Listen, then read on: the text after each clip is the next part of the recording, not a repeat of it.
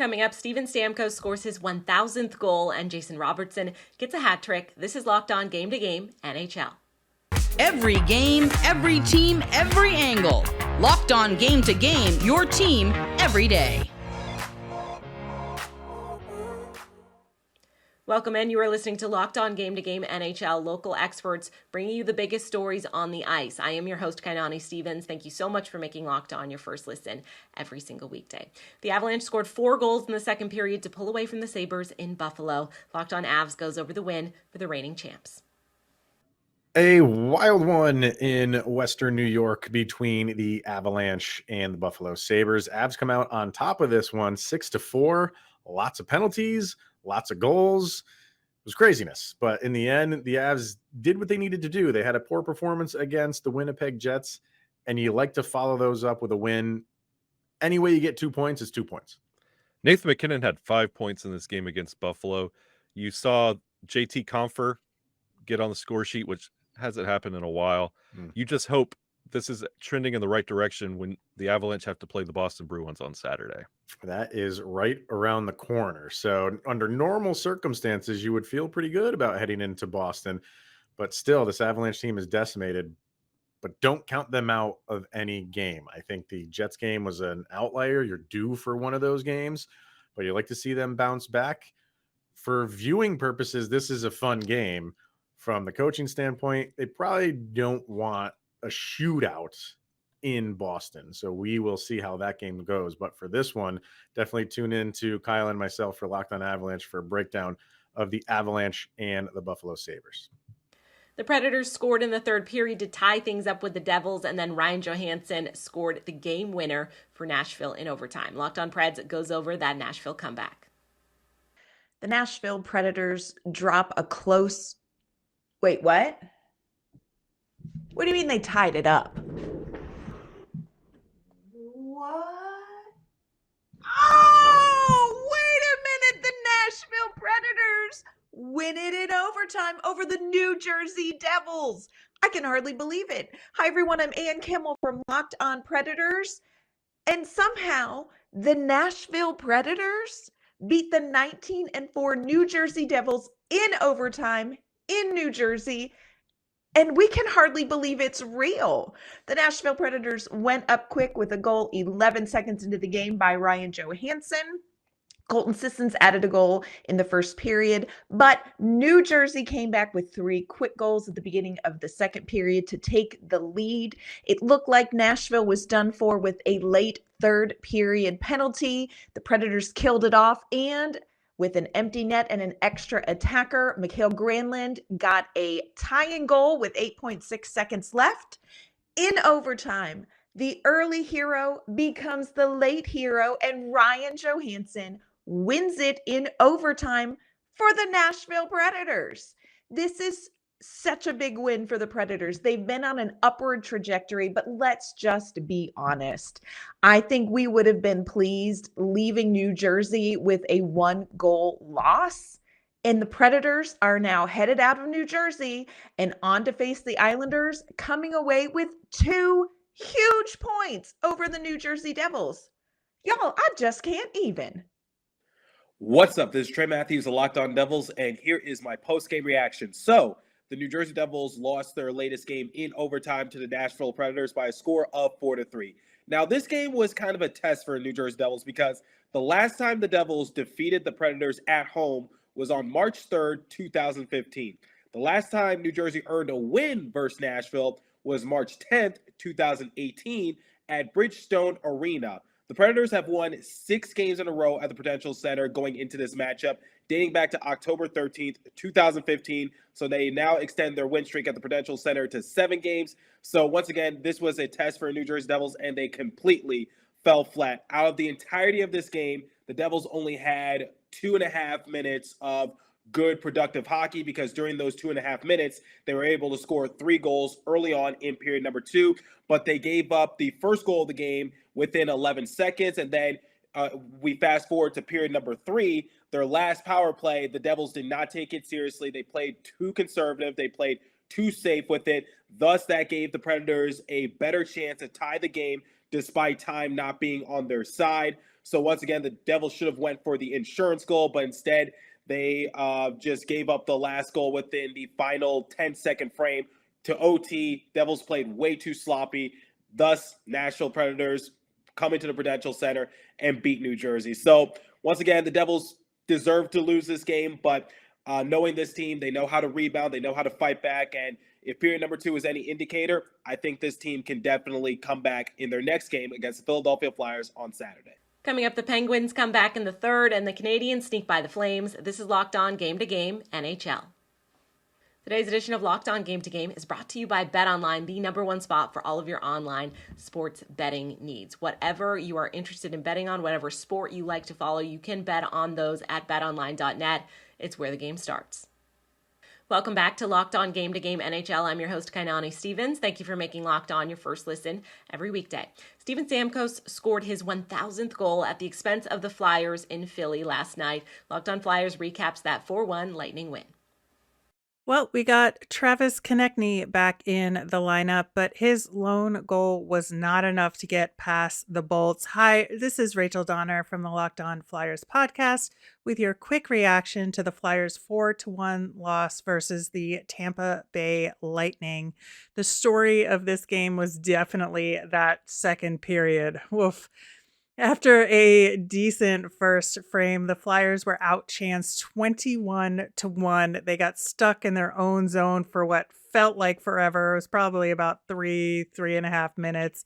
Defensively, it was a struggle for the Flyers for a good portion of the game because, let's face it, the Tampa Bay Lightning are one of the best offensive firepower teams in the league.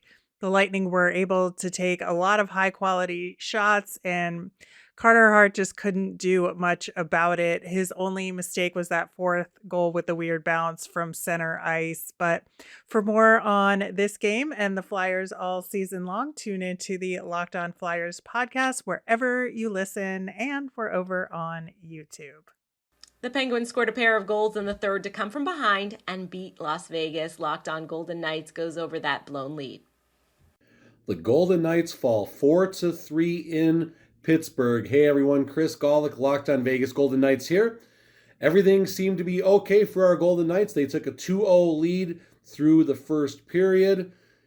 And then the theme of the season unfortunately strikes again. A poor second period. All of a sudden the game is tied. But we still had a shot.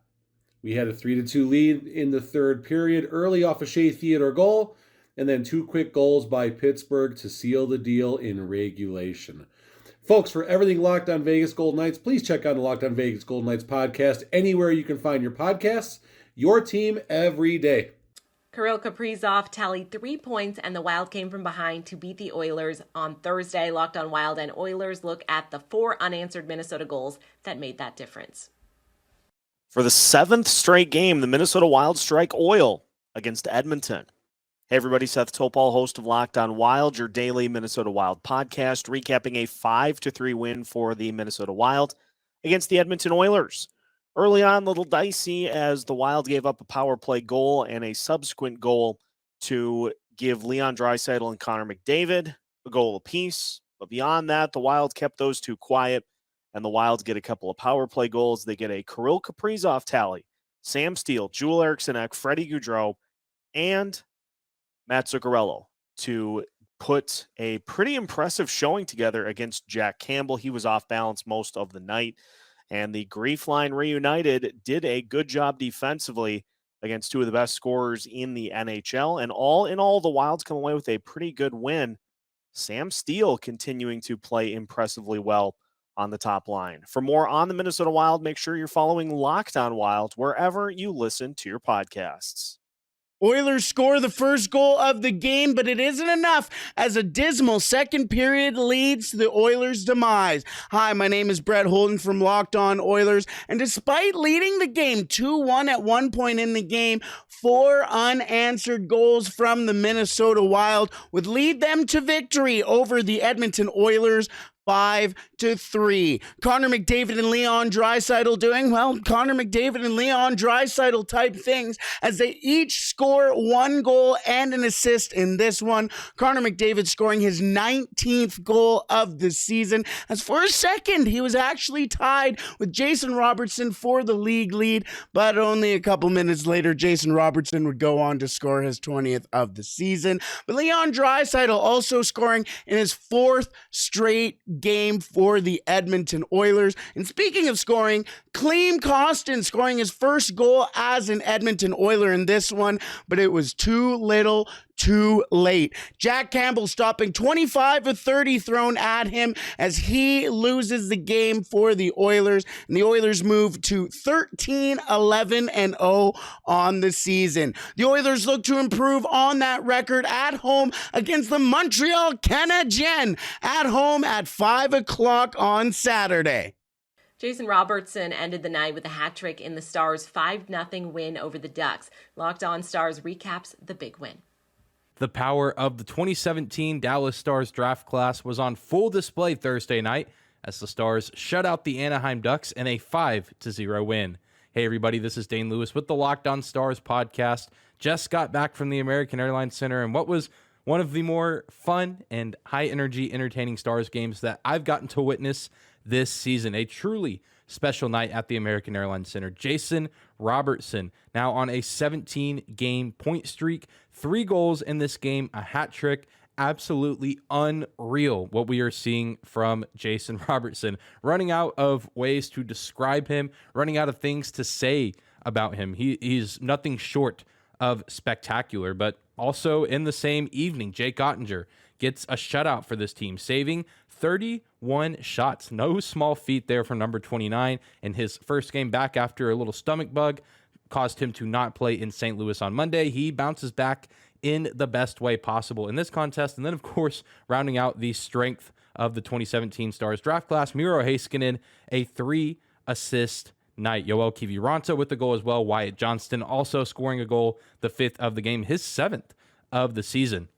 An overall unbelievable night for the Stars, a game that they needed to win, needed to get 2 points against a far inferior opponent, and they did so convincingly. And now they have 2 more days off, and they'll be back on the ice on Sunday for an oh-so-important divisional matchup against the Minnesota Wild.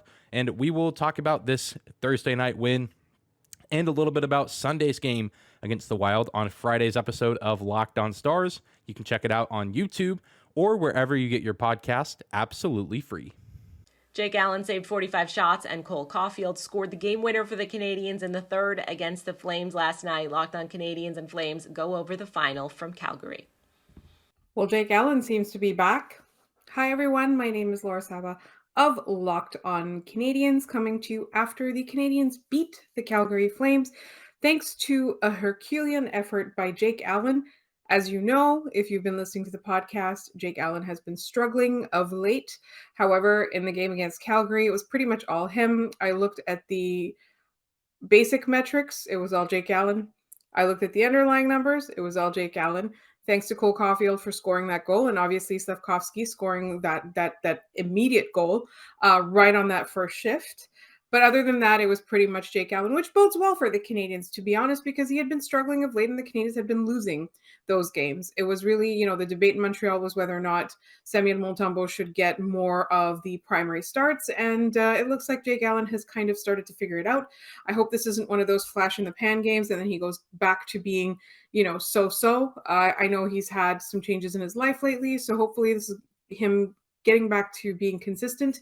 In the meantime, for more on the Canadiens, check out Locked On Canadiens with myself and my co-host Scott Matla, wherever you get your podcasts, as well as on YouTube. The Panthers scored 3 goals in less than a minute in the first period against the Canucks, ending things early in Vancouver. Locked On Panthers has more after that Florida win.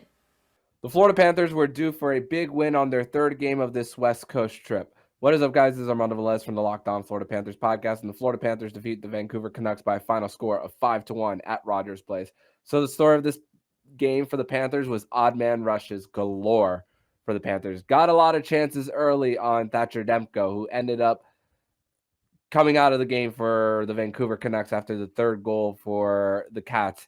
where the Panthers scored 3 goals in a 59-second stretch, which is the shortest time in Panthers history that they got 3 goals for the Cats. And Sam Bennett getting on the board twice later in the game, now 13 points in his last 12 for the Cats as well. And the chances didn't stop in the second period. And even though Spencer had a very quiet night in the first 2 periods, the Vancouver Canucks attacked a little bit in the third period, but Spencer Knight saved his best for last, going 32 of 33 on the night. So listen to my recap of this 5-1 victory over the Vancouver Canucks. Make sure to listen to my next episode of the Locked On Florida Panthers podcast, where Nick Fairbanks will be joining the show on this Fairbanks Friday edition of the show. Your team, every day. The Kings were able to break a 3-3 tie in the third period with a pair of goals in the final 20 minutes against the Coyotes. Locked On Kings recaps LA's victory. After a tumultuous 48 hours, the LA Kings get a much-needed win. Hi, I'm Eddie Garcia with the Locked On LA Kings podcast. The Kings played in the highest-scoring game of the NHL season on Tuesday, a 9-8 home loss in overtime to the Seattle Kraken. That was followed up by goalie Cal Peterson being put on waivers and shipped off to the AHL, and then a team meeting with GM Rob Blake. The Kings then took the ice on Thursday night, got a much-needed, hard-fought 5-3 win over the Arizona Coyotes. The Kings' poor penalty kill was specifically called out by Rob Blake in his comments to the press on Thursday. Message received at least for one game, with the Kings killing off all 3 Arizona power plays. They nearly scored a couple of shorthanded goals as well. Kings captain Andrei Kopitar opened the scoring with a power play goal in the first period. He also got the game winner in the third period, skating 4-on-4, goals 6 and 7 on the season for the captain. Jonathan Quick stopped 18 of 23 shots in net to get the win and helped the Kings improve to 13-9-4 on the season, good enough for 30 points. We'll have a full recap of the win over the Coyotes on Friday's show. For more, check out Locked On LA Kings wherever you get your podcasts, your team every day. After falling behind by a pair of goals in the first, the Kraken fought back to force overtime, and Matt Beniers scored the game winner in the extra period. Locked On Kraken has more in the 7th straight Seattle win. 7 seconds into overtime, and Matty Beniers gets it done for the Seattle Kraken. My name is Erica L. Ayala, your host of Locked On Kraken. 7 seconds into overtime, Matty Beniers wins the faceoff. Burakovsky with a big body play to get Beniers free for that loose puck, and then we score overtime winner, 3-2 win over the Washington Capitals. The Seattle Kraken were down 2 goals going into the second period, and then period by period, the Seattle Kraken win it back. Philip Grubauer gets the start. He started making big saves later in the game for the Seattle Kraken to give them a chance to come back. You best believe we're going to talk about this big win against the Washington Capitals tomorrow on Locked On Kraken. That's all for today on Locked On Game to Game NHL. Thank you so much for making Locked On your first listen every weekday. Make sure you go and subscribe to Locked On NHL and your teams, Locked On Podcasts on YouTube and wherever else you get your podcasts from. I'm Kanani Stevens. This has been Locked On Game to Game.